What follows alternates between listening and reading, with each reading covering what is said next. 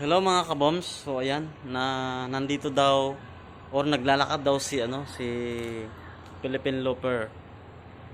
So from Nara to Española and Española to Brox.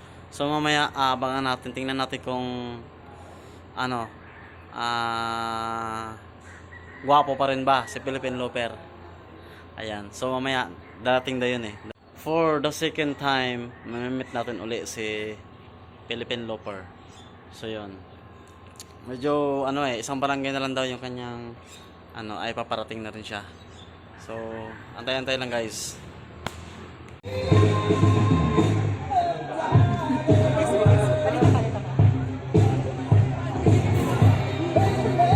Loper is coming. Ito na mga kaboms, si Loper yan yung maraming garland. Loper, maraming garland. Yan. Assisted siya ng LGU. Ayan. Loper!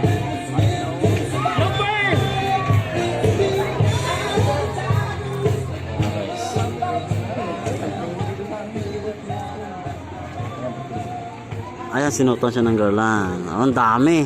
Napuno na lang ng garland yung kanyang katawan. Ang dami na tuloy. Ayan, assisted siya doon. Ang dami. Kasama siya ng mga MDR, RMO. Ayan. Si Mayor. Ayun. Ito naman yung kanilang banner. Ayan. Ang dami nila guys, oh. Hey.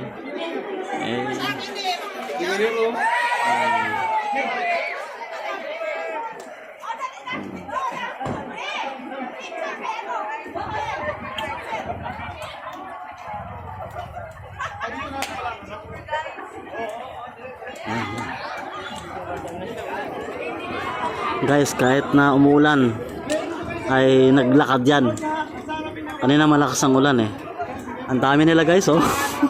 Hey. Ayun guys. Dito kami sa taas eh. Taas yan. Ang nasubok nyo. Ayun, dami nila, oh. Guys.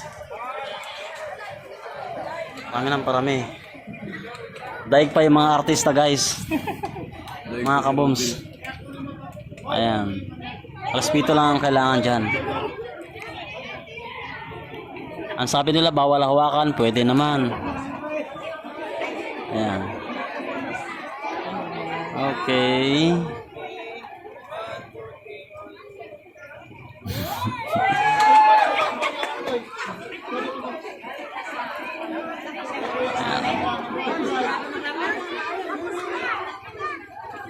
Picture na, picture.